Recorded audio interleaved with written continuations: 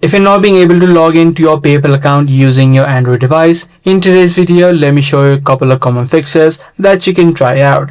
The first thing that you can do straight away is try to clear the cache of the application. So just tap and hold the app.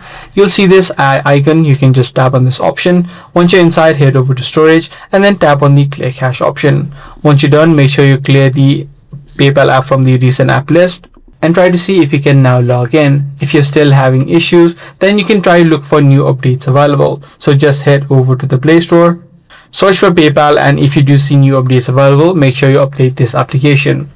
Now what you'll also need to ensure is that you are not connected to any VPNs. If you are connected to VPNs, you may not be able to log into your account. So you can quickly disconnect and try to see if this fixes the issue.